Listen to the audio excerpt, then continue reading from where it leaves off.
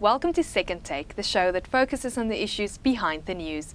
South Africa has received a formal invitation to join the Brazil, Russia, India and China, or Bric, group of large emerging economies.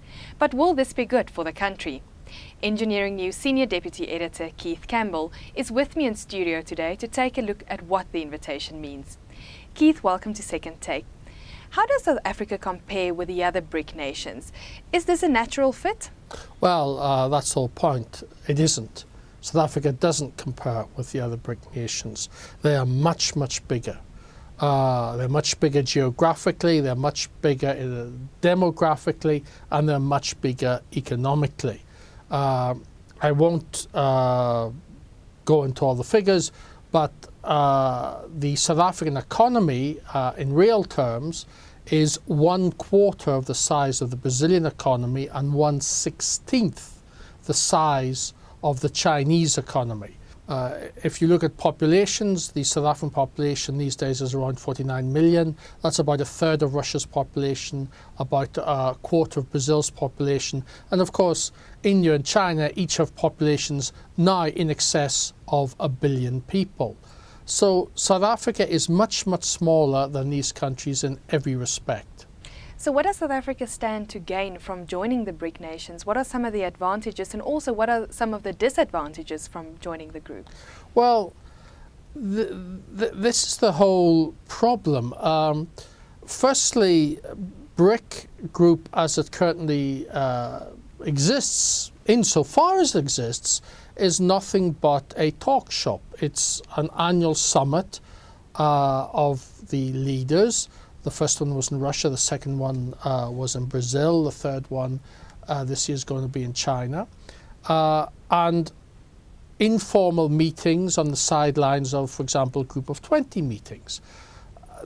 There is no practical cooperation program in effect involving Bric at all. So it's flattering to South Africa to be invited, but that's at the moment pretty much it.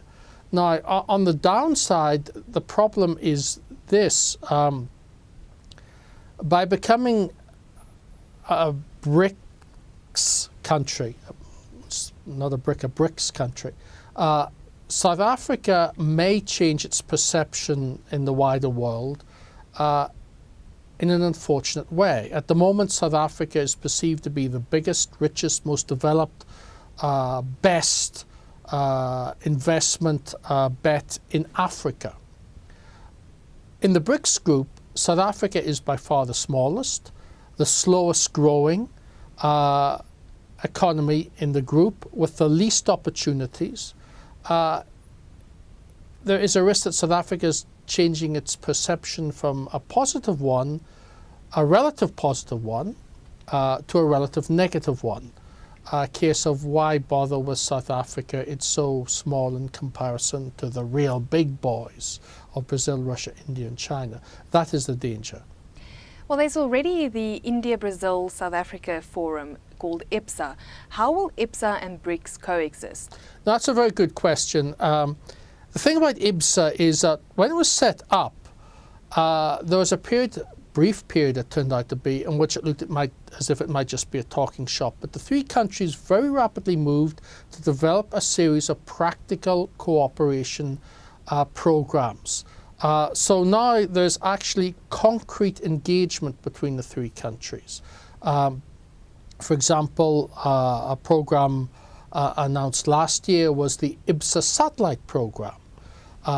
And this is very beneficial to South Africa because South Africa will build what are called the satellite buses. You have the satellite bus, the spacecraft, then you have the payload which goes on the spacecraft. And the proposal is South Africa will build 2 satellite buses, Brazil will provide most of the payload, India will launch both of them. So that's a concrete cooperation which benefits South Africa's high technology sector.